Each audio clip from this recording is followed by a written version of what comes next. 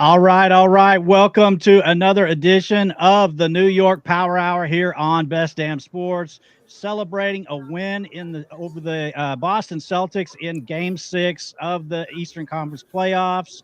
Tonight, I'm your host Ash here tonight. We've got the baby squid himself, Peter. We've got the Prince Man himself, Ram, on with us tonight, and making an appearance for the first time here on Best Damn Sports. We've got Ty joining us. Welcome, guys.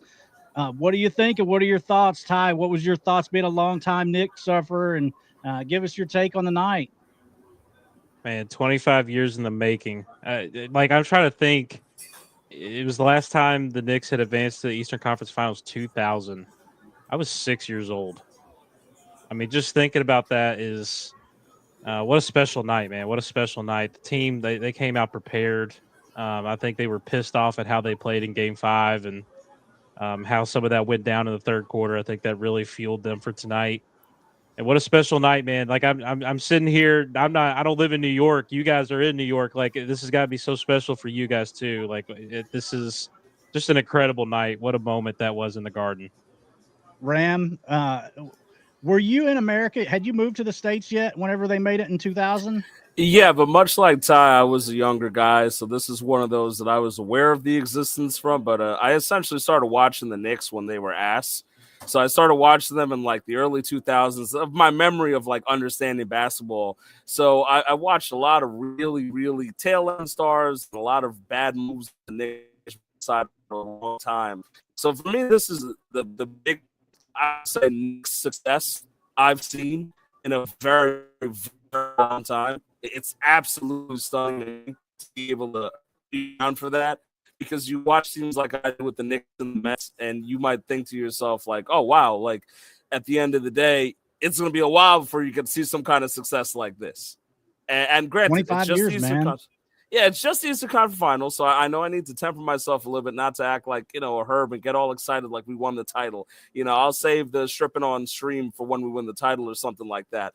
But at the end of the day, it's a good feeling for a lot of reasons. One of it just being the 25 years thing. The second of it being against who we were facing. Right? I mean, we were against the Celtics. This is not your run-of-the-mill random team here. This is a team that we absolutely wanted to beat on the heels of the fact that they just won the title. And the Knicks went into their home and hit them in the mouth and did it again and finished the series here in New York. You couldn't ask for a better finish than Knicks in 6 right now. Absolutely. And I meant to hit this right as we opened the show, but I'm going to go ahead and hit it now. New York, go, New York, go! New York, go, New York, go! Let's go Knicks! Let's go Knicks! Let's go Knicks! Let's go Knicks! Peter, I know you've been around a long time with the Knicks as well. What are your emotions? What are your thoughts right now? Well, let me tell you, as someone that started watching the Knicks when Isaiah Thomas was the coach, the only thing I used to be able to get excited about with New York Knicks basketball was Nate Robinson in the dunk contest. That was the closest to a championship that I've ever seen. I was alive when they made it this far last time, but I didn't really start watching sports till like 04, 05. So I've never, it's been a long time. 25 years. It's emotional because, we've been through so much as Knicks fans, and a lot, just most of it bad. Isaiah Thomas, Phil Jackson was supposed to come here and save the franchise. Definitely brought us back many, many years.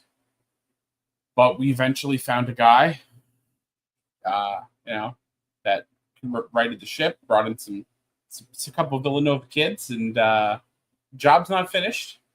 We still have 2 more series to win, but this is new territory for a lot of Knicks fans. So I feel like they are allowed to celebrate because you know what? The old adage, act like you've been there before. Most of us haven't. So let's just celebrate and have fun. Well, and what was the question that we were posed last time that we were on about whether or not this was the best opportunity in 30 years or whatever? And I was like, at the time I was like, well, you haven't made the conference finals in 25. So now that the Knicks are in the conference finals, I mean, you have to believe that this is the best chance in the last 30 years because of the fact that they haven't made it this far. So it's got to be an exciting time, especially playing the Pacers because that rivalry in the 90s was something else. Those two were seemingly going to battle every year in the playoffs back in that time frame. So it's kind of like a blast from the past to see them going up against Tyrese Halliburton and the rest of the Pacers this year. So Ram, talk a little bit about what that rivalry will mean to New York and what your thoughts are headed into the series against the Pacers. Yeah, so I brought this up last time when we did the podcast, right? But you can see here, this is the history of the Knicks and the Pacers in the playoffs, right? And you can see the 90s, like you were saying, Ash, look at that, 1, 2, 3, 4, 5 times in the 90s, right into 2000. Knicks and Pacers were doing it all the goddamn time. So there's a lot of history when it comes down to figuring out Knicks and Pacers, right? There's Reggie Miller and all of this stuff. At the end of the day, the Knicks don't want to see the Pacers win. The Pacers don't want to see the Knicks win under any goddamn circumstances. Last year, we see the fact that the Knicks went to 7 with the Pacers. They were riddled with injuries, right?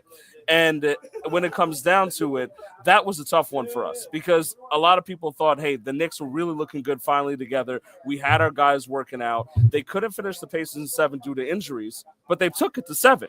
Which was the point of the fact of how good the Knicks were doing in that year. And you started to see that hope last year. This year with Cat, it started to become something even more special. Absolutely. It's just I can't believe the dominant performance tonight. It's such a night and day difference from Game 5. I know, Ty, you've been kind of diving into the statistics. What was kind of the difference in your mind between Game 5 and Game 6? I mean, you look at the box score from tonight. I mean, I can't get over enough how much I love Josh Hart. I think my next child, I'm going to name him Josh Hart. Actually, I mean, he was everywhere tonight. Everywhere. I mean, 10 points. 11 assists, 11 rebounds. It's uncanny his ability to get his hand on loose balls and get in there and rebound at 6'4". At best. I mean, let's be honest. He's 6'4" on a good day. And he gets in there and mixes with the bigs and comes out on top more often than not. Karl Anthony Towns, you talked about him, Ram. He had his Nick game tonight. This is the game that really kind of solidified it as he's officially in a New York Knick. I mean, he was awesome tonight. He was great. 8 of 20 from the field, 12 rebounds, 21 points. He was fantastic. OG Anunoby, another fantastic performance by him.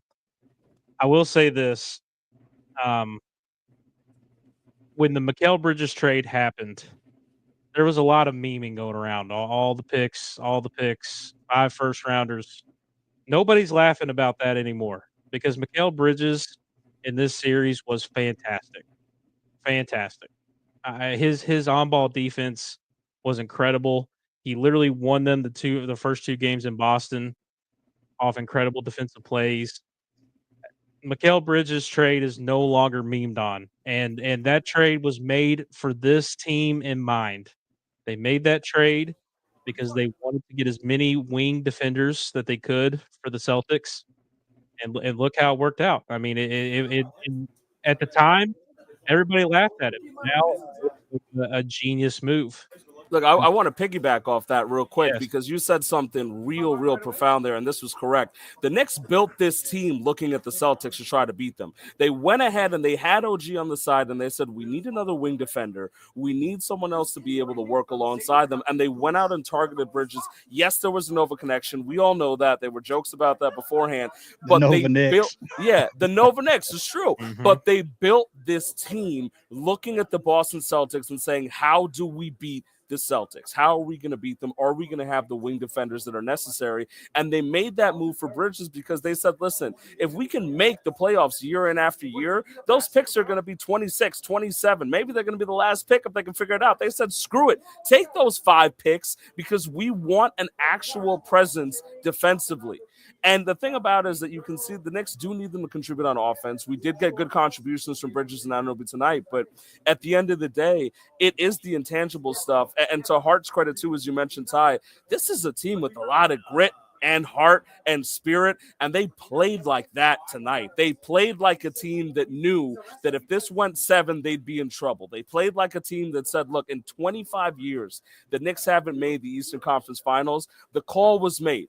Are you going to freaking answer the call? And they made that answer. They went out there in MSG in front of everybody. At one point took a 41-point lead on the Boston Celtics, and they answered the call. They dominated points in the paint. They shot more threes than the C's out there and shot better than them today. They went out there and says, we're going to win this game no matter what. We're not letting it go to 7.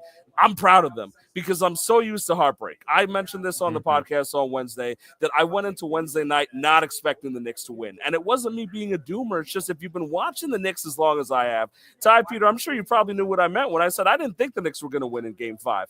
But I felt that today there was something different about it. I felt that they understood the magnitude of the Garden, and everyone, the watch party on 7th Avenue was packed like sardines from 4:30, man. I couldn't believe how many people were out there. That's the thing, and we talked about this before. The Knicks are New York embodied in that sense because you have your Mets-Yankees splits. We have our divisional and borough splits, but basketball is the Knicks, man. So you get New Yorkers to agree on one thing outside of the 1 to 2% of people who pretend to be Brooklyn Nets fans. So they're just Knicks fans who gave up early because they didn't have the stamina to deal with this, right?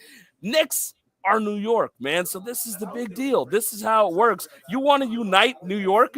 Give them the Knicks in the playoffs and let them do well. Let the Knicks knock the champion Boston Celtics out of the playoffs. That's how you bring New York together. Look at those images from 7th Avenue at the watch party. I'm telling you, hours before the game, 3-4 hours, they were lining up like sardines like it was the New Year's ball about to drop, baby. They knew what was coming. They were ready to watch their Knicks get to the Eastern Conference Finals, and they pulled it off. They answered the goddamn call, and I couldn't be prouder of them out there.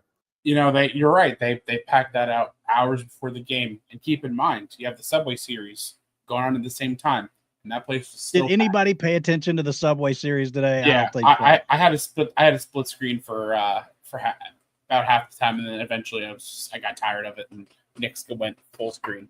But in Game 5, I mentioned how nobody really had a good game except for Mitchell, and you know, if you wanted to win Game 6, everyone had to step up. You got contributions from everybody, like you mentioned, Josh Hart, triple double, even if it's just a triple. Yeah, just got over there at 10 points. But Deuce McBride, he had a great game. He was shooting threes. He was all over the place. There was one play he ran, got a block, ran back down the other way, hit a three. It was great to see everybody got involved. And it was just a complete 180. You know, in Game 5, you got punched in the mouth. You know, you could say the Celtics got some energy because it was the first game after Tatum got hurt. But you know, they from jump, the Knicks dominated. They didn't let the Celtics breathe. And all the games that the Celtics looked bad in, it's just because they shot too many desperation threes. They did it again tonight. Game 5, they won because they weren't inside, and they didn't do that tonight. They just kept shooting threes, and the Knicks defense was swarming. It was just a complete team win. Derek White looked human tonight. Derek White looked human tonight. He went 3 of 11, 2 of 8 from 3. I haven't seen Derek White miss a 3 all series before that. So, and he was minus 45. I have never seen a plus minus like that ever. Minus 45 is insane.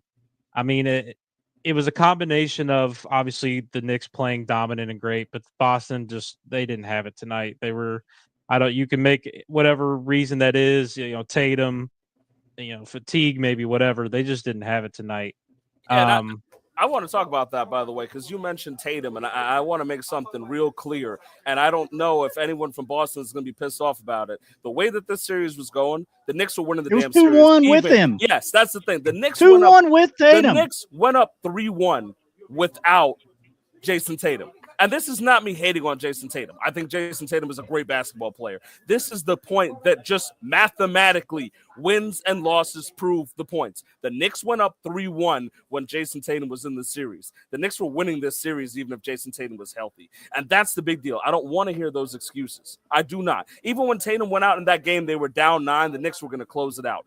The Knicks were winning this series with a healthy Jason Tatum. And that's what I think is spectacular about it. Was it going to be something that I thought was going to happen? Barely. I did not, I didn't expect it, but you watch that game one, it's the nature of how this worked. The Knicks went down 20 in game 1, and they won. The Knicks went down 20 in game 2, and they won. And they did that at TD Garden. They did that with a shitty whistle all series. They went out there and won these games. These games were not – the Knicks are the only team in NBA history to have gone down 15 at halftime and win the game in overtime in the playoffs. They did that in game 1. They went out there in game 2 and hit them again. This was the Knicks series. They built a team, like Ty said, to counter the Celtics, and they managed to go out there and do it. And nobody might have expected to do it, but I'll tell you something. Tom Thibodeau and his psycho yelling at the refs with the 35-point lead and 3 minutes to go in the game ass. Tom Thibodeau believed in the Knicks. The Knicks believed in the Knicks. They went into this series and they played this game like nobody told them that they were plus 550 to win this series. They didn't care about any of that. Ram, there was like a point in the fourth. I think there was about 10 minutes left, and the camera pans over to OG walking off the bench, going to the scorer's table. And I said, Tom Thibodeau, you sick motherfucker, go ahead and put him on the bench.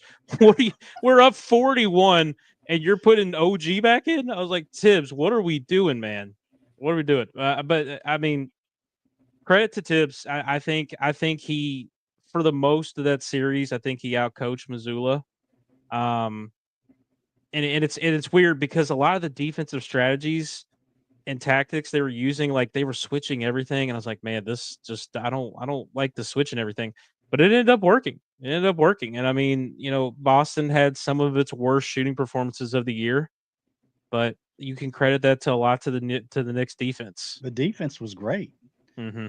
And I kind of wanted to go through like a timeline that I had kind of put together of the game tonight, because there was a point early in the first quarter where even into like the middle part of the first quarter, where I was like thinking to myself that this game could go either way, especially as Towns had made what seemingly was a three that was going to kind of push them ahead a little bit, but they called a ridiculous foul and saying that he stuck his leg out. But I thought it was kind of bogus. I thought it should have counted. I thought it was a bad call, kind of like reminiscent of some of the bad calls in Game 5. But then, I thought that was a point where the Knicks could have gotten frustrated and like thought to themselves, here we go again type thing. But they didn't. Just a few moments later, OG ended up, he got an assist from Brunson and dunked it with a minute 58 seconds left in the first half. And at that point, it was 16-16 with that dunk, putting them up 18-16. And really, the Knicks just didn't turn back. Because that started a 17-4 run, putting them up 33-20. They went on at one point to go on a 31-11 run. But after that dunk, Towns made a three to go up 21-16. And then just a little bit later, with 9 seconds left in the half, he drove the lane and got fouled. But it was obvious that the ref didn't want to call that foul. It was a super late whistle. It makes both free throws, and at that point they were up 26-18. But also in that run, Bridges had a pretty good stretch where he had a big steal at one point, and then made a three within the opening moments of the second quarter. And Mitchell Robinson also had a huge defensive play early in that second quarter where he had a trap in the corner, forced a turnover, and Towns had a layup to go up 13 at that point. So that stretch, the under 2 minutes in the first quarter and the opening minutes of the second quarter just really were total dominance with that 17-4 run that really just kind of was the beginning of the end of the Celtics. I'm not sure what you guys were thinking while you were watching that stretch of the game, but to me that was really the defining moments, and the Celtics were never able to climb back in it. Yeah, yeah. Sorry, go ahead. No, I was going to say, you talk about the defense, right? Defending champion NBA Celtics, yes, I know they're without Tatum. What was their first half total score? 37 points. Held them to 20 in Q1, held them to 17 in quarter two, while they put up 38 in the second quarter. The Knicks outscored them by 21 in the second quarter alone. There was a lot of energy going on when it came down to that. And it was a big deal. And Peter, you've been banging the drum about this all series, so I'm going to give this one to you too. Mitch Robinson. There were some plays there I saw early on where there was one where Jaylen Brown passed out. And Mitch Rob tried to close out on him when he had an open three, and he froze in place. And there were closeouts by Mitch. Mitch Rob is out there guarding guards. Right, this is our center. This is ours drafted in the second round. People didn't believe in him. Mitch Rob out there making defensive differences. You know, Ty, you touched on the fact that there might have been some out-coaching there by Tom and Mazzulla, right? Mazzulla and the Celtics were scared of Mitchell Robinson. And we got to be honest about that. That's why they were fouling him all the time. That's why they were doing the hack-a-Mitch. Hack-a-Mitch is because you don't want the guy on the floor. Yes, it doesn't help because it doesn't help the Knicks because his free throw shooting was atrocious, right? But you don't want him on the floor. You can put that in there. And they used a little hack-a-Mitch tonight. They had Porzingis out there. By the way, have the mighty have fallen. I know that he's not doing so hot, but Porzingis out there is designated absorb the foul for hack-a-Mitch.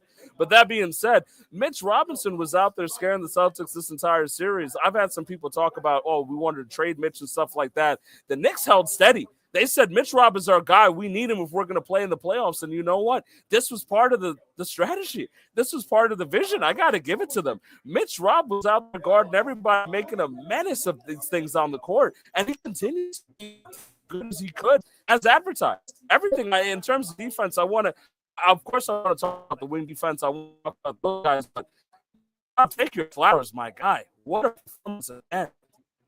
You know, it goes back to what I was saying before about how, James Dolan finally put the right people in charge. When we passed on Hartenstein when he became a free agent, we chose not to re-sign him, and people criticized that. But they're like, no, we got Mitch Robinson. We're good. Like, we're fine. We're going to be okay. We traded for Cat. Helps really solidify, some of those big guys down there. But that was a bold move. It had a lot of criticism. A lot of people in New York wanted Hartenstein back. But, man, props to Mitch, man. It's especially since he doesn't have Embiid trying to twist his ankle anymore. I guess he's finally still have not forgiven Joel for that, but but and then go ahead, Ty. Go ahead. Sorry. We talked. Peter, you're talking about the moves that they made and putting the right people in place. Leon Rose, man, some of the moves that he's made. We're not here. Obviously, we're not here without Jalen. That was an incredible signing. That was memed on like crazy at the time. I just watched. I think it was on Twitter a video, like a 3-minute long video of ESPN and the media trolling the shit out of the Knicks for giving Brunson the contract he did. That looks like the greatest contract in the NBA right now. Josh Hart. I had to look this up because I wanted. This is just how silly this trade was. The New York Knicks got Josh Hart for Cam Reddish, Ryan Arcidiacono, and Mikhailuk. I'm not even going to attempt the first name. I don't know. Those three guys. Have you heard anything from them? Cam Reddish is one of the biggest busts in recent memory. Arcidiacono is a reserve at best, and I don't even know the other guy's name. And Josh Hart is an integral piece to this team. Integral piece. He is, with no pun intended, the heart and soul of this team. A lot of these moves, man, a lot of people questioned them, but no one's laughing now. Nobody's laughing now. Mikal Bridges is not going to get enough credit. Jalen's going to get a lot of the credit. Cat. Mikal Bridges is not going to get enough credit for how he played this series. He was fantastic, and tonight he was fantastic. 9 of 15 from the field. He even got on the offensive boards. Had 3 offensive boards. 22 points. Incredible elite defense. Like I said, a lot of those moves that you brought up, Peter, people laughed. They're not laughing now. Leon Rose. I wish we had Luke to talk about James Dolan tonight. But Ty's 100% right in giving Leon Rose a lot of credit. I mean, I retweeted something the other day on X. I still feel weird saying that, so I'm gonna stick to Twitter. But the post where we traded Burks and Noel over to the Pistons for cap space to get Jalen Brunson, right? And the tweet actually from Woj says the Knicks are moving Noel and Burks over there to create cap space to make a bigger contract to Jalen Brunson. And if you look at the comments and the replies are beautiful because they're all just sitting there saying, wow, the Knicks are stupid. Wow, the Knicks are giving all this money to Jalen Brunson. What are they doing? There's no reason. The Knicks have no idea what they're doing. Oh, just another idiot in charge for the Knicks. They have no idea what they're doing. And I'm just sitting there looking at that, laughing out like this was, as Ty said, it might one of the best Knicks free agent signings in the history of the Knicks. And it might be the best deal in the NBA right now in terms of contract because we're not paying him $70 million a year. And this is clearly the heart of the team. You know, there's a beautiful edit out there about Josh Hart, Heart of the City from an old Jay-Z song. But this is just everybody on this team, man, wants to be here. They really want to be here, and they're earning their keep. And Leon Rose has changed everything. And Dolan has taken hands off and said, Leon Rose, handle this team, create the Knicks that you want. And, man, does this guy look like a genius. And I love that for once it's not somebody else's team I'm talking about that I'm saying this. You know, I've talked about this for years. I've had to talk about what the Thunder have done and other rebuilds and things like that. I get to talk about the Knicks doing that. I got to talk about the Knicks doing something special at the end of the day. Knicks. And there we go. And yeah, of course the Pope is on our side. It's Destin, baby. This is what's going to happen. But no, that's the thing. This, when it comes down to it, these trades, like you were talking about, Ty, people were mocking the McCall trade as a standalone. They were mocking clearing the space for Brunson. Right? They mocked the Cat trade. They complained about Hartenstein not being re-signed, as Peter said. At the end of the day, people have been trying to use the Knicks as a punching bag for years and years. They made it deep last year. They're going further this year. They're no longer a laughingstock. It's that simple. Rest in peace, Dante DiVincenzo, man. I wish he could have been here for this. Hey, have y'all seen? I hate that every time the Knicks play, they air that AT&T commercial with Dante having to say goodbye to his Nova Knicks boys. Yeah. Why do they got to do that to me, man? Why do you got to break my heart like that? I would love Dante to be on this squad too. It was just one of those things that had to happen. I'm not complaining about the Cat trade at all. I think it's worked out. Honestly, someone said it earlier. That trade has worked out for both teams in all reality, because Julius is playing fantastic there in Minnesota. But the one piece of that trade that I absolutely I hated it. It crushed me was when we lost Dante in that trade. Again, not complaining, but he was such a dog, man. I hate that he's not on this team. Yeah, you know, now obviously the Knicks are giving me greater things to be excited about, but there was a time there was like, wow, the Knicks got a Mike Breen double bang. Like, thank you, DiVincenzo. You've given me something. Mm-hmm. But, you know, I feel like we should, if we're going to talk about that trade, I do want to give just a shout out to Julius Randle. I know it didn't work out the way we all wanted it to, but like, he did help turn this franchise around. He did. So I want to give him props. Like, thanks, man. Speaking of Cat, if you had told me the evolution of him as a player has been interesting to me, because if you had told me when he was in college that he was going to be somebody that you actually really had to come out and defend and be worried about him shooting threes, I don't think I would have believed it. But like, I mean, here he is shooting like 37% from three this year. I mean, he's actually, I mean, that's actually a weapon that he has now. And I never would have believed that 5-6 years ago. Yeah. I mean, it's just, the evolution of Cat has been cool. And it's just, you know, there were questions if he was going to fit into the Knicks, and he has, you know, so it's just, again, Leon Rose, executive of the year, make it happen. Hey, remember back, of course, to give him his credit, back in 2022, Karl Anthony Towns became the first center to win the three-point contest on the NBA All-Star Weekend. All right, we got to give Cat his due, man. This boy knows how to shoot the three ball. He loves talking about the three ball, and he went out. I mean, look, that sounds like a joke, but Cat won the three-point contest in 2022. Excuse me, 42% this year, not 37. There you go. First center to win the three-point contest. He's out there with the weapon. He was shooting logo threes like Steph Curry out there, and he's confident. He's done it in the series. And there was some also one of the best things about this, I don't have the exact time frame on it, but there was a play a little bit after those logo threes where he faked the three and then drove the lane and had a graceful layup because they have to D up on him when he's trying to shoot the three. And that's a big deal. If you got to D up on all 5 men who can shoot the three, it becomes hard to defend the New York Knicks.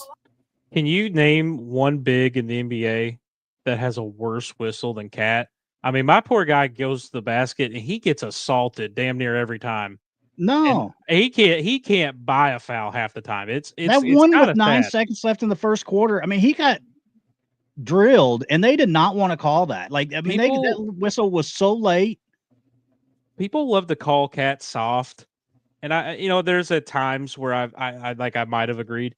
But I mean, I watch him drive to the paint, and sometimes it's a little theatrical, but a lot of times he is getting assaulted, and there's just no call. I mean, Tony Brothers in Game 5. By the way, Tony Brothers, you know what you did. You know what you did in Game 5. Absolutely. And that's not the full reason why we lost, but that was a big reason. I mean, bro, Jalen Brunson played a full first half, 0 fouls. Third quarter happens, he gets 5. Right. And Ram had a little bit of a 18 free throws. That. Right. But I don't know, man. Cat, I was kind of skeptical when they made the trade for him. I'm not complaining now. Not complaining at all. He's been fantastic. When he stays out of foul trouble, the Knicks are just a different team. When you put Mitch in with him, and I don't have the exact number in front of me, but like the plus minus when those two are on the floor it's definitely in the Knicks' favor. Do you want to know what's I think the craziest thing that happened tonight? We got a PJ Tucker appearance in Game 6. PJ Tucker. No, but so shout out to PJ Tucker though, because if you've been reading the headlines and the things like that after the games, even after Game 5, the Knicks have quoted and talked about the fact that PJ Tucker has been a positive locker room influence for them. They've talked about the fact and said, this is a guy who's been there. He's kept us calm. He's kept us steady. We appreciate him. And the thing about it is that Knicks fans know, man, like when he took the court in that, you heard the ovation that he got. They weren't sitting there like, who's that guy? They were sitting there like, yeah, give PJ Tucker his minutes. They were cheering for him to get the ball out there. And I love that because this is one of the, every squad like that, you've got enforcers, you have teamwork guys, you have guys that do the work behind the scenes that make it happen. And we know that Tip shorts his rotation anyway, but this is a team victory. I cannot get over the fact. I mean, look, the Celtics had at one point a 1-point lead. Their largest lead in this game was 1. The Knicks' largest lead, again, was 41. The Knicks went up 41. Yes, I know it was without Tatum, but are we saying that Jaylen Brown's not nothing? No, the Celtics are still championship pedigree. This was a win they needed to have, and they went out there with the plum and knocked it out of the goddamn park. This is what I wanted to see. I mean, this is the stuff that you inject into your veins, man. This is like drugs, but better. Right? I mean, what do we you tell me, like, there's no high out there that's comparing to telling me that the Knicks came down and prove me right, by the way, because I said Knicks in 6, but went out there in MSG and took out their big guns and won by 4. Come on, man. Like, I cannot get over how good this feels. And now they have a chance to trounce Indiana, to go on the way to the finals. I mean, at the end of the day, is it going to be hard? You're damn right it's going to be hard. But if you're talking about storybook for the New York Knicks, if you're talking about vanquishing the ghosts and getting rid of years and years of mediocrity, let them beat the hardcore Pistons. They toughen them up for the Celtics, knock out the defending champion Celtics, and do it on their home court. Come back home and finish the series, right? Now go take off the Pacers. If you can do that, you get to the finals. You're clearing out ghosts, baby. This is how it works. This is the stuff of legend that we want. This is turning the Garden into Eden again. This is what I want. You know, Ram, it's no longer about wins and losses. It's about basic humanity and the triumphs of the human spirit. And I'm scrolling, Nick's social media, and it's just great. Like, look at some of these scenes from outside the Garden that I found.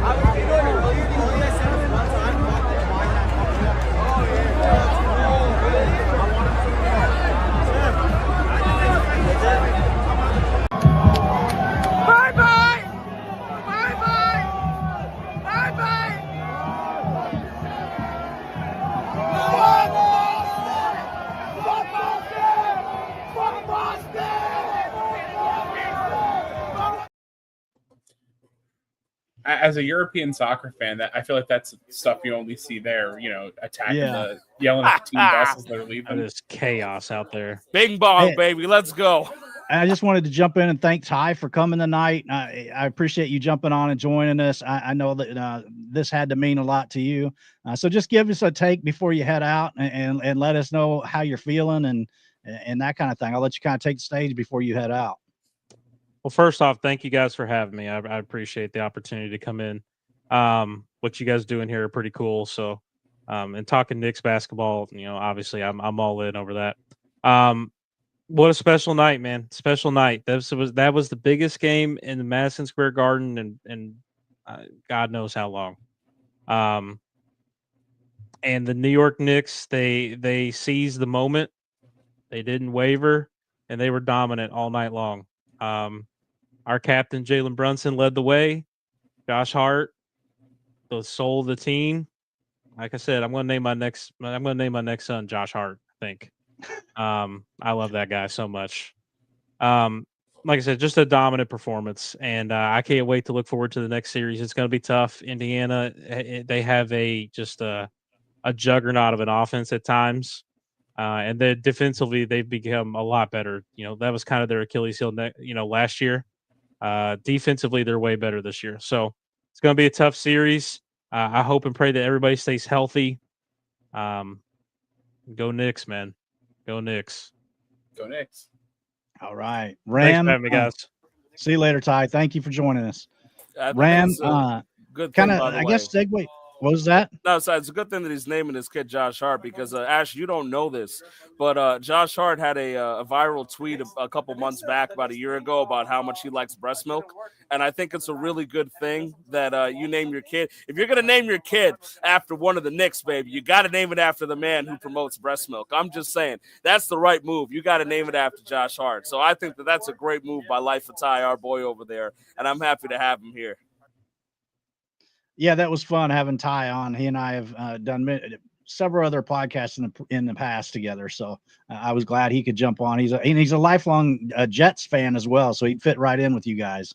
Oh, that poor guy. Oh, boy.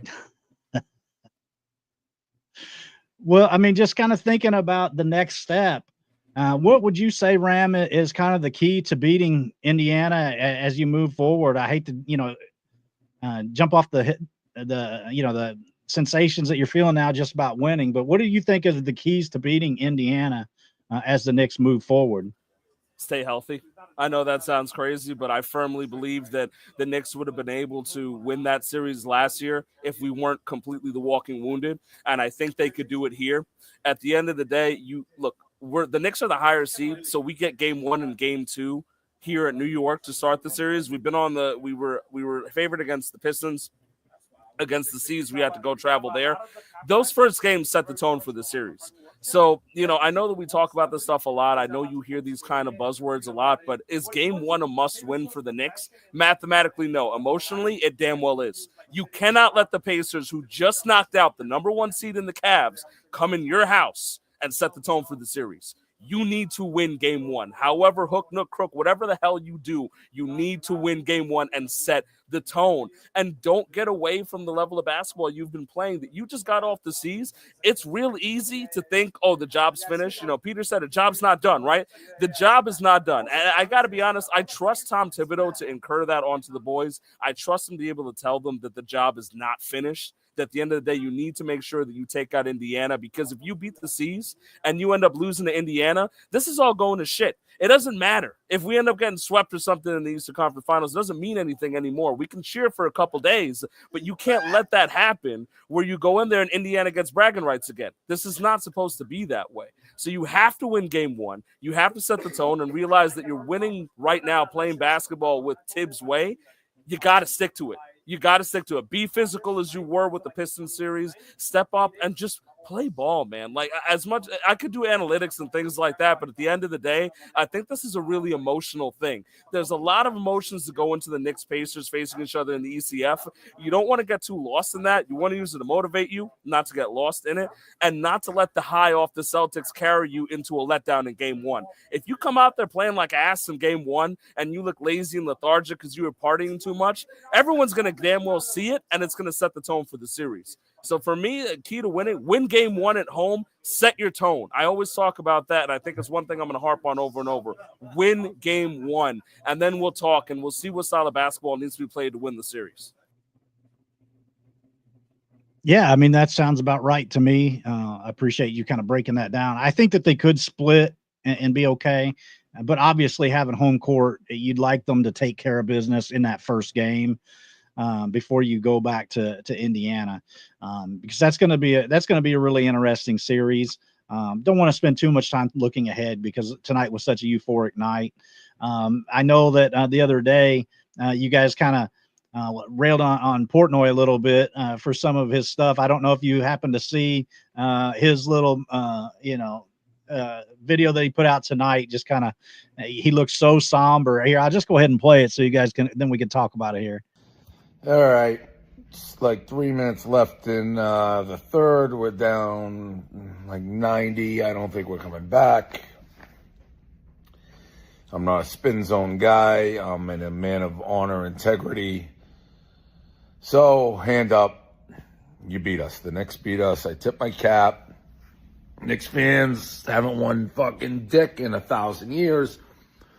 Feels good to be a Knicks fan, and honestly, like the Spike Lees and the Shambalambas and the Ben Stillers, who are real diehard fans, they get their moment in the sun. So, congratulations. And in a weird world, honestly, as perverted and fucked up as it is, being a Celtic fan and having all the success I've had and the 18 rings and parades coming out of my asshole. I do think the world is kind of a better place and the NBA is more fun when the Knicks are pretty good. Like, this is a fun series back and forth. You beat us. And like I said, I don't make excuses. I will say, obviously, if Tatum, who's our best player, didn't get hurt, this doesn't go down like this. If you told me Tatum was going to blow out his Achilles, I'd say we have no chance to win the title. And that's exactly what happened. But that's not an excuse. That's a fact. That's just a fact. That's like, it's going to get dark tonight. If we had Tatum, we would have won the series.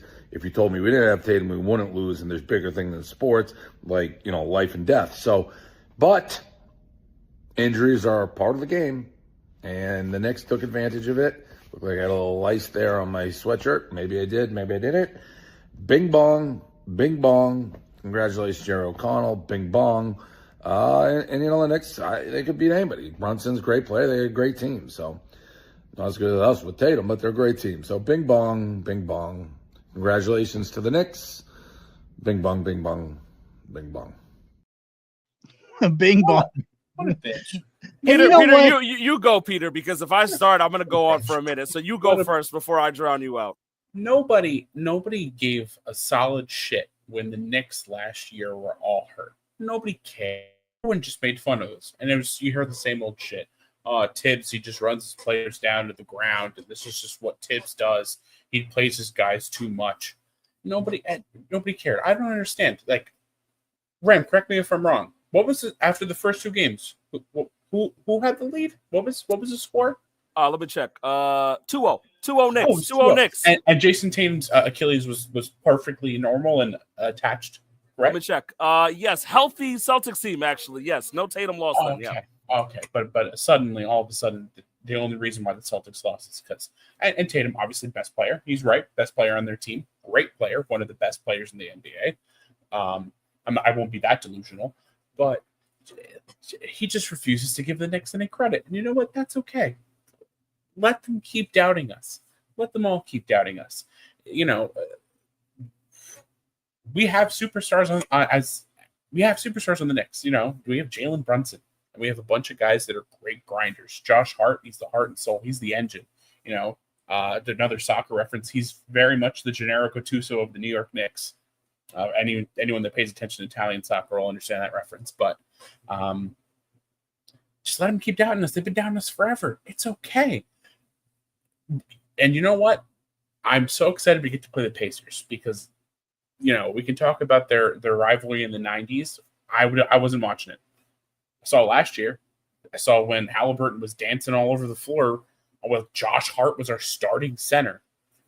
Can't wait to get revenge. I can't wait to beat the shit out of him. Oh, it's gonna be great. Yeah, it's real hard for me to sit here and remind, Dave Portnoy, a man who has cheated on his pregnant wife, by the way, if you want to know any more about who he is as a person, and if you should think about anything he thinks about the world is valid, cheated on his pregnant wife, great guy. And so putting aside the character of Dave Portnoy, let's talk about the stuff that he said here. And I addressed this earlier in the show, and I'm going to talk about it now. I knew some idiot out of Boston is going to tell me that if we had Tatum, the series would be different. Go fuck yourself, Dave Portnoy. This is not how this works. He played 3 full games. If we're talking hypotheticals, let's talk about the hypothetical of the fact that the Celtics got a bit of a cakewalk last year to the title, didn't they? They got to take on Indiana after the Knicks beat it and battered them. And maybe you want to talk hypotheticals? Maybe the Knicks, if they weren't injured, would have gave Boston a run last year. If you want to talk hypotheticals, so we're going to live in fantasy fucking land out here.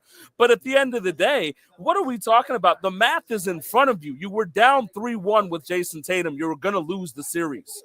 You were going to lose the series. Don't talk as if this is something where, we had to. No, I hate to hear that because that also cheapens this whole thing. As at the end of the day, like you want to be able to take those shots. They were going to win the series anyway, and you were going to have to deal with it. I don't ever wish injury on Jason Tatum.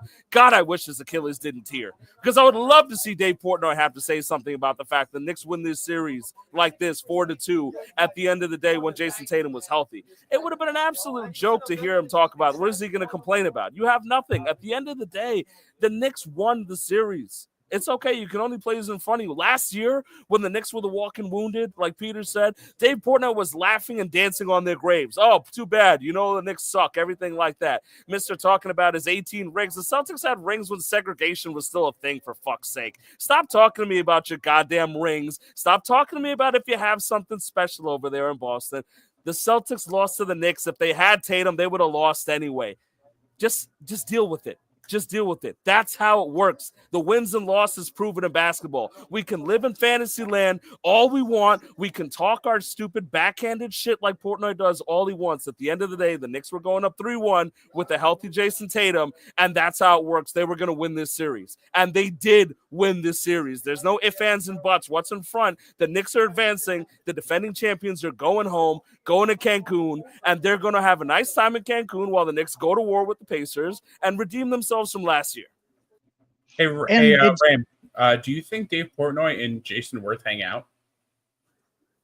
I don't know if the world would allow two assholes the size of the two of them to exist in the same room without it becoming a black hole. I think that the laws of physics would prevent them from hanging out because what do you think about that level of stupidity and that level of being an asshole in the same room? I just don't think that they can coexist in the same room without some kind of physics war happening and a black hole starting to suck it all up. And the thing of it is, he got hurt in game 4, right? Which means he played 3 full games. And you know what happened in those 3 full games? The fucking Knicks were up 2-1. So how do you automatically say that with Jason Tatum, they're going to win the series? With Jason Tatum, they were down 2-1 after 3 full games. And then they lost game 4 with him playing part of the game. He played not even part of the game. He played until the last 9 minutes or so. Yeah. The Knicks were still up 9 when Tatum went down in the fourth quarter. Benefit here. Things are getting serious and ash as fuck.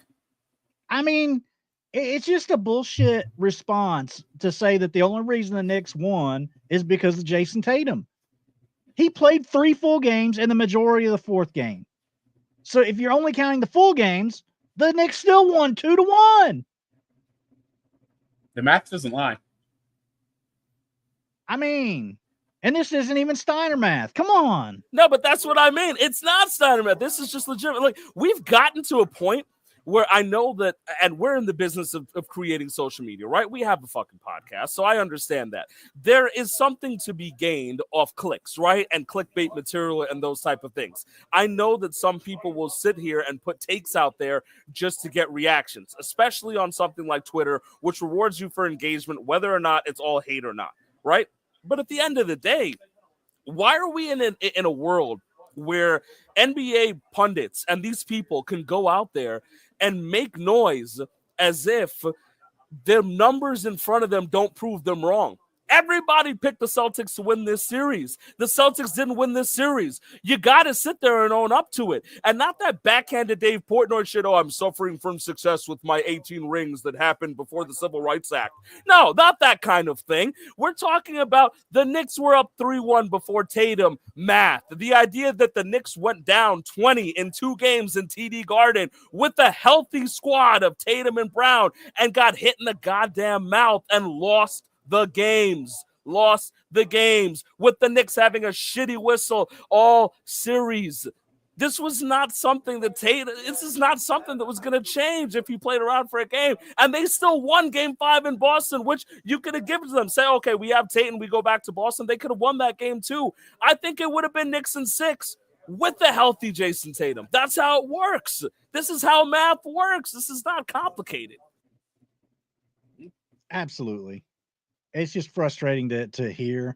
I did see that there was a graphic put out of the schedule for the Eastern Conference Finals, and here it is. You know, our show is normally on Wednesday nights, so we could be celebrating another Knicks win the next time we get together on Wednesday, May 21st. So that'll be interesting to see the series tip off on a Wednesday night when we go live at 10:30. So I just wanted to bring this up so you guys could see the schedule before, you know, we turn back to tonight and other parts of the show. We might need a short delay, because if that's an 8:00 game, today's game finished at like 10:36. So yeah, we might need, I got to be fair, we might need a short delay on that one just in case. But no, it's true, because we finished at 10:36 today. So, you know, if it plays the same way. But I know that it's going to hurt more if we lose to the Pacers, but it should have been the Pacers we're facing right now. Look, we beat the Cavs last year, right? And the Cavs and the Knicks don't have that type of history than the Pacers and the Knicks do. If this is going to be the Knicks year, they need to vanquish their demons. They've got to beat the Pacers. They got to do it. That's the energy you need, right? And we don't even know if they're going to face the Thunder, the T-Wolves, whatever's going on. The T-Wolves have advanced, right? So it's going to be the T-Wolves in the finals on the West versus the winner of Game 7 on Sunday, right? We could see the T-Wolves. The Thunder and the Nuggets. Yeah, so you see one of the T-Wolves, the Thunder, and the Nuggets over there in the West if you get to the finals, right? Each of which are an extremely difficult team to combat. So each round is going to be a challenge to talk about. The Pacers are not going to be a cakewalk, but betting odds, the Knicks are favored to beat the Pacers. They think something's going to happen here. People are starting to feel it. They're getting that respect. And like I said, those demons have to be vanquished. You can't hope for an easy route to that title. You can never hope for it. You can only hope for the strength to deal with what's in front of you, right? You don't pray for an easier life. You pray for the strength to handle what's been put in front of you. You got the Pacers. That's what you wanted, right? Last year, all the talk was about the fact that the Pacers won anyway. Now you have a chance to answer back. Now you have a chance to look at that rivalry, that storied rivalry, and say, yes, we beat the Pacers on the way to the finals, right? And so this is what you got to do. The job's not finished and the job is in front of you. This is what you would have wanted. You couldn't have wanted any other way as a Knicks fan. You got to do it to make – this is where the stories get written. And it would be amazing. It would be so amazing and euphoric, because even this alone was fun. I mean, I have a screenshot here from earlier in the series, right? Look at the start off of I'm not scared of the Knicks. I'm now scared of the Knicks. I'm terrified of the Knicks. And I loved this because it just kind of put me in a position where I was like, this is what was happening, because we went into game 1 where nobody gave us a shot. We went down 20. The Knicks were plus 1,300. The Knicks were looking like they were going to get their asses handed to them, and they sat down and said, no, we're fine. We're going to be able to manage this. And I can't believe it, right? At the end of the day that happened. Then they did it again in game 2. If you wanted to write this better, you couldn't. This is Knicks fan fiction happening in real life. But to finish this out, you got to beat the Pacers. And you got to beat the Pacers while they're hot, because you got to give them their credit. They just took out the C's. The Cavs are not built for the playoffs, but they were still the number 1 seed. They were still the number 1 seed. They were still a good basketball team, and Indiana took it to them and beat them, right? So at the end of the day, this is a big deal, right? This is a huge deal when it comes down to how could we do it any better? The Knicks have got to beat the Pacers. And I'm scared and I'm excited all at the same time. It is the series I wanted, right? I see that we've moved on to looking at Boston tweets of the night, right? Yeah, I'm just kind of scrolling the Celtics Twitter. So now here we go. Every time Jalen Clown hurts the team, his idiot supporters. They are moving into the blame game and name calling and the thing is too, the Celtics just won the title a year ago. I feel like it's so easy to hate on our team, but Jason Tatum's an elite level ball player, and Jaylen Brown was the Finals MVP. So I just think it's crazy. Like, you're out there, Jalen Clown. Who was your Finals MVP? Jaylen Brown. He's good at basketball. What are we? I don't even want to. I loved it because I had so many tweets after game 1 that said, you know what? I'm not even worried. The Knicks cannot possibly take 4 games from the Celtics, right? Especially because the Celtics beat them in the regular season every game. But apparently that's not what happened. But no, Jalen Clown's just rough. I think that's too rough because he's good. He's a great basketball player. I think it's funny that they're just so willing to jump in and hate on their players whenever things go bad. But I suppose every fan base does it, right? Wait till you see this one. Take the logo down. I noticed the Knicks beat the Pistons, who didn't have Jaden Ivey, and they beat the Celtics, who didn't have Jason Tatum. That sounds like it's right out of Brian Windhorst's Knicks hating mouth, man. He's been willing to hate on the Knicks the entire series, and then when Tatum went down, he sat there and looked like he was going to Jason Tatum's funeral, where he was like, "Oh God, this is horrible." And it's like, Jesus, can you guys hide your hate for the Knicks so much? Oh God, Peter, you and I were talking about this during the game, right? The Knicks are up 30, and they're sitting there. Look at the effort from the Boston Celtics. Fuck the effort from the Boston Celtics. The Knicks are up 30. The Knicks are going to the Eastern Conference Finals. Can we find it in us to say nice things about the Knicks? Oh, my God, that foul that Ash mentioned earlier in the night was clear, like jumping into Cat, and it's a foul on Cat, and they're like, well, Knicks fans aren't going to like it, but that's a good call. Well, of course we're not going to like it. Because it's a stupid fucking call. Nelson says this isn't the same team that the Pacers faced last year. You're damn right it ain't. It is absolutely not the same team that the Pacers faced last year. Thank you for joining us, Nelson. Appreciate you. We're finally healthy. But just thinking about all those shitty Knicks teams I watched. I watched them draft Jordan Hill.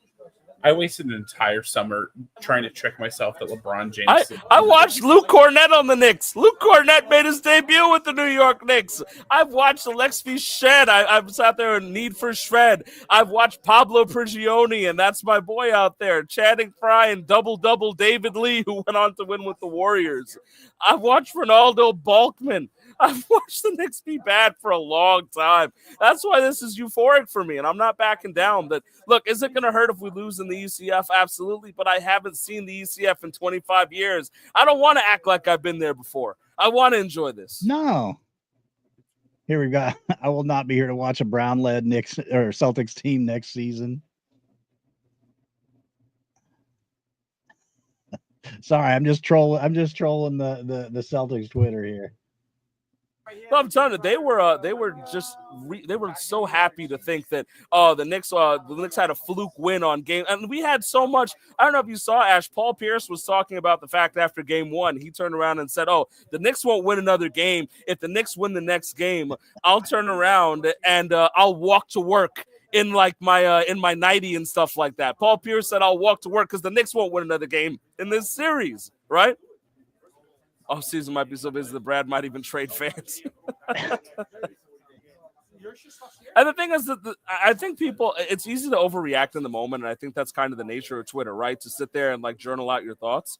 But the Celtics are still a championship squad, and the problem is like you're going to be out with Tatum for the year, right? But there's still going to be a solid team, and you're going to have to figure out what you want to do because you don't need to move on from anyone right now. You don't need to make any kind of crazy moves and huge shifts because at the end of the day, you're still going to be out your best player for a whole year, right? So but I don't need to spend too much time talking about the Celtics and being nice to them because their fans have called me so much shit in the last few years that I really don't want to be nice to them. I've been called racist shit from Boston fans. I do not give a damn. White Boston fans are racist to you? I'm shocked.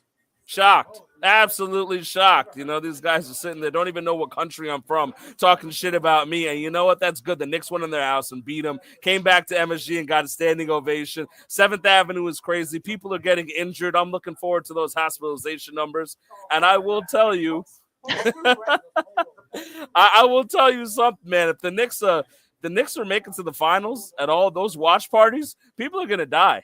People are going to die in those watch parties in New York, man, because I don't know if we're mature enough to see the Knicks in the finals. I'll tell you that much, man. That's the truth of the matter. No, it would be definitely very rambunctious around here if the Knicks get to the finals. Let's just say that.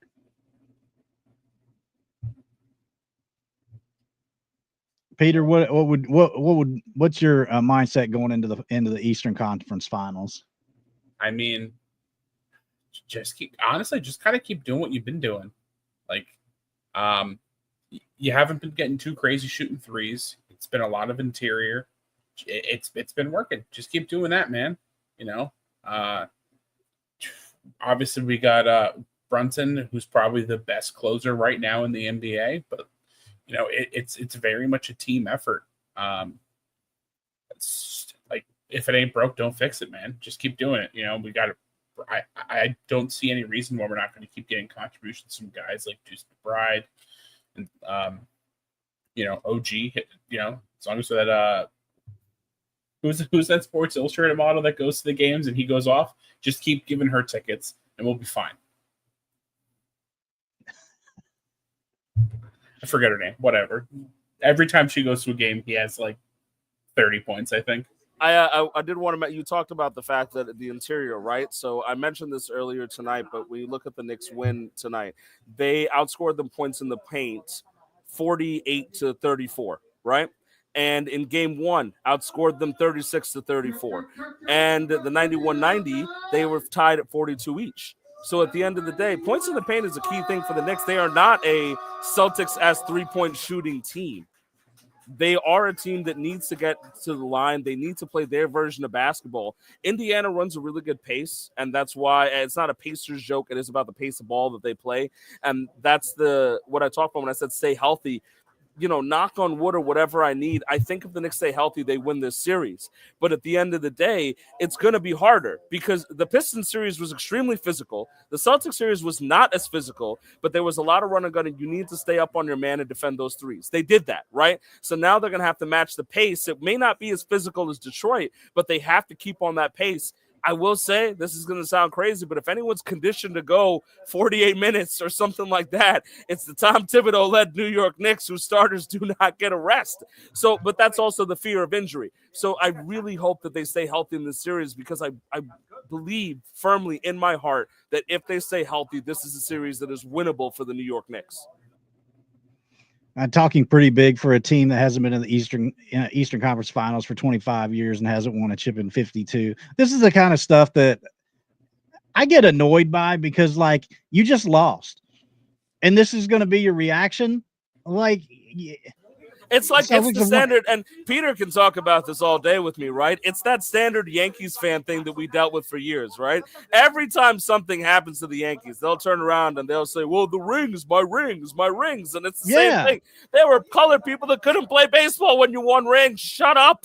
I don't care about the rings that your great-great-grandfather saw that you hadn't seen in years, right? It's just one of those things where just shut up and admit to the fact. They were winning championships when UCLA was winning national championships in college. Like, come on, guys, you quit hyping about all those damn rings you won. The Celtics were winning rings back in the day when it was like a 13-team league. The games were on black and white TV. Come on, quit talking about those games in the 50s and 60s or whatever it is. Like, living in the past. I will say, look, the Knicks haven't won a title since 1973. That's not a joke. I know that. I'm aware of the fact that the Knicks haven't won a title. But the scoreboard, they just got their ass beat. At the end of the day, but that's the thing. That's what happens to these like front runner type fans, man, because at the end of the day, you fall back on that. Like, you can never be hurt. You don't want to show the fact that you actually got hurt. And that's the thing about fans like Peter and I. And to your credit, Ash, too, it's not like you don't root for underdog teams, right? You get that. You get hit in the mouth, you come back and you watch the team. You don't leave. And that, for the record, to put this on air, as to why I don't respect Brooklyn Nets fans, because Brooklyn Nets fans come out of the idea of they were Knicks fans who got tired of watching the Knicks, and they tried to take the easy way out because they thought the money was going into the Nets and the Nets were going to have a super squad and the Nets were going to have a chip. And now, what do you Net fans have? You're scouting fourth graders for the 2031 draft. All right, that's what you get for trying to front run. You're looking out there at the fourth graders saying, well, maybe we'll have this pick in 2031, and you're scouting fourth graders playing basketball. That's what you get. You're not basketball fans. There are tons of Knicks fans in this city, and they're clearly there. There's video evidence. There is vocal, loud evidence about there being Knicks fans in the city, and you stick through it. You're supposed to be loyal. Nets fans don't have any water under them. You don't have any depth behind you, but the Knicks fans know what it's like. So we get to enjoy this and have our little fun. The Mets are on the same boat. You know, like 1973 for the Knicks, 1986 for the Mets. But God, when it happens, it's going to be that much sweeter. And nobody is going to take it away from me. Just like even right now, it's an ECF appearance. Nobody's taking that away from me. I mean, I saw the Nets shirt. Sorry. Go ahead, Peter. Go ahead. It's fine. All right. Go ahead. I saw a stat just a little bit ago where the Celtics had not trailed by 30 points entering tonight all season, and then they lose tonight by 38. What a fitting way for the Knicks to just dominate. You think Jason Tatum was making up 38 points? Come on. I mean, he had 42 in game 4, you know, so I'll give him his credit. But what I will say, actually, I'm going to give you points on this one, Ash, because something that you said on Wednesday that we didn't bring back up.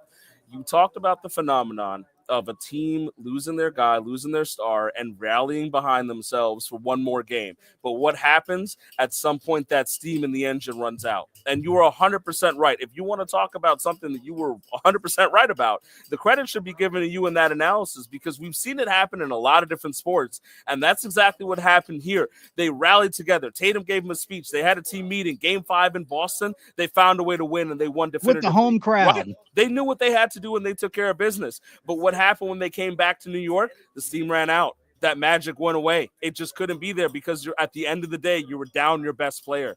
And we can only play who's in front of us. But I exactly said it right. before, I would have loved for Tatum to be healthy, because I wanted it to be a thing where the Knicks don't have to deal with this stupid talking point of the Portnoys of the world saying, oh, but if we had Tatum.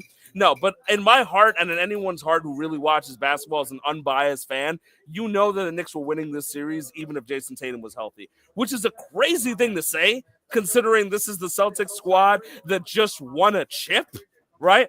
And also credit I will admit that Porzingis was not himself in this series, and that was a point of attack for the Knicks. So I will say that could have changed things. I'm not going to lie. Right. I'm not going to sit here and say that wire to wire we dominated every aspect. Right. They were obviously running a little bit from Porzingis, and Tatum did miss time at the end. But the way the series was going, this was the Knicks series.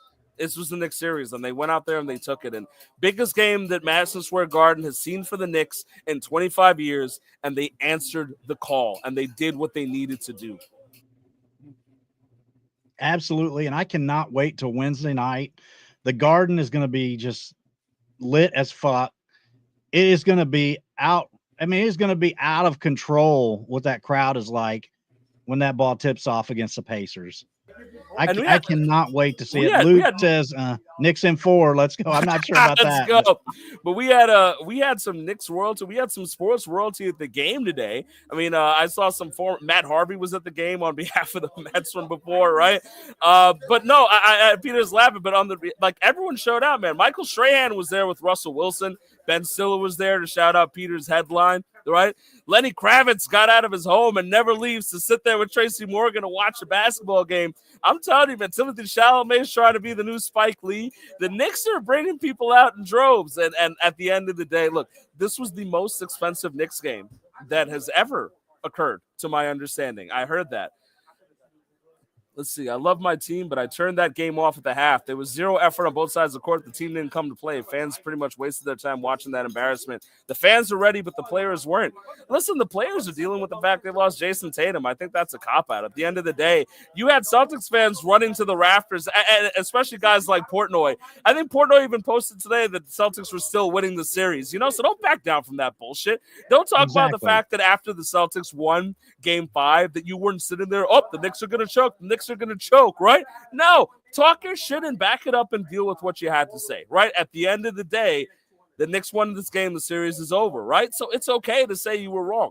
There's not the end of the world. We trash talk a little bit, but I feel like it's just embarrassing to sit there and act like you weren't around for these takes. Like, don't act like you weren't the guys sitting there trying to say the Knicks were going to blow this series and sit there, 18 rings, suffering some success, whatever, man. I hope you're like, it's pathetic. Absolutely pathetic talk about sports, man. I hate this, man. It's just, and that's what Twitter has done. That reactionary stuff is so normalized. Like, calm the hell down. I mean, I was upset when the Knicks lost last year. When I saw them all injured, I was heartbroken because I thought to myself, wow, the Knicks are figuring something. I was featured in an article here in the Queens Chronicle, the newspaper, and talked about the cardiac Knicks because I called them the cardiac Knicks all the time because that's what they were. It was a goddamn heart attack watching the game. Even up to today, the first quarter, I was like, I'm not there yet, man. The Knicks are going to give me a heart attack. And they, for once, did not do that. They went up 20, then they went up 30, then they went up 40. They gave me the ability to watch a game and enjoy it. The Celtics led for over 75% of this series. In terms of the minutes, I think counting today, it's going to go down, but at least 2/3 of this series, the Celtics were leading. There was a point after the first two games, the Celtics had led, I think, like 86% of the minutes of the series, and the Knicks had won the games, right? And it says a lot about that. Like, you've got to finish the job. You can't take the foot off the gas against the New York Knicks if they're healthy. This ass kicking was so impressive and so fun to watch that I literally didn't care that the Mets got their ass beat by the Yankees. Like, it didn't even matter. Like, that's how impressive this victory was. Of course, of course, you can't get behind any team left in the playoffs. That's just sour grapes, man. I mean, I do get it though, because look, I've said this a lot on air, off air.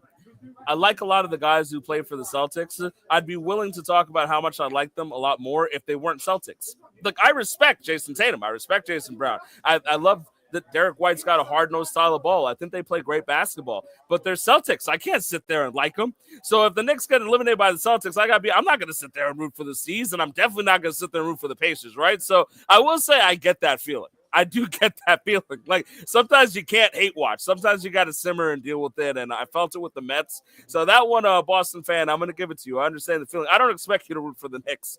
Far from it. I understand you're rooting on our downfall, but that's part of the fun. Luke says they're motivated by the most generous owner. Absolutely. In all of sports. Absolutely. Like, I can't wait for, before the first game at the Garden. JD and the straight shot's going to be there to perform. It's just going to be just a beautiful moment. I can't wait. All right, boys. Well, we got pretty well summarized the game, I think. Before we head out of here, I want to give you guys a chance to give a last take of the night. Peter, any final takes from you on the Celtics series or what's to come? I mean, just, honestly, with the Celtics series, just unbelievable. Honestly, unexpected. I know all the prognosticators, myself included, didn't think the Knicks were really going to have a chance. We figured maybe at best the Celtics would have one or two nights where they were super off and the Knicks would pull it off, but they won convincingly. The Pacers series coming up. Obviously, you want some of that revenge from what happened last year. Just win, man. Like, obviously, I'm not trying to take away anything that may or may not happen in the Boston series, but it definitely means a lot less if they don't make it to the finals. And really, the only negative I could think of is if you're a big Severance fan, like I am, it's just going to get delayed even more because Ben Stiller ain't making that shit while the Knicks are in the playoffs. So, but you know what? It's a worthy sacrifice. Keep it going. Ram, what do you got? I said it before, and I'm going to say it again. In my lifetime, the best Knick that I have seen is Jalen Brunson. And if anything, this series solidifies that. Look, I love Melo. I love the guys. I love Ewing. And I have so much respect for the Knicks of history, right? But in my lifetime, the best Knick I've seen is Jalen Brunson. And I think it's time to keep adding to that legacy and take that series win over the Pacers. All right. Well, I just want to thank everybody for watching us tonight. Those of you that watched on X, hopefully you hop over to YouTube and check us out there, and make sure you like and subscribe our channel. Ram, thank you for joining me tonight. I know it was an awkward spot for you tonight at the bar, and I'm sure there's a lot of people out there celebrating. I'll brave the elements anytime if the Knicks win, baby. I'll do it in the rain. I'll do it in the snow. If you want to talk about the Knicks beating the Boston Celtics in the playoffs, I'll do it anytime, anywhere. Peter, thank you for joining us as well. Everybody will be back on Wednesday night here on the channel for the New York Power Hour. We might have to flex the time a little bit because of the Knicks game may not be over with. We may have to push like 15 minutes or something to try and let that Knicks game end on Wednesday night. Hopefully with another W in the books for the first game of the Eastern Conference Finals against the Pacers. We're coming for you, Reggie. We're coming for you. Let's go.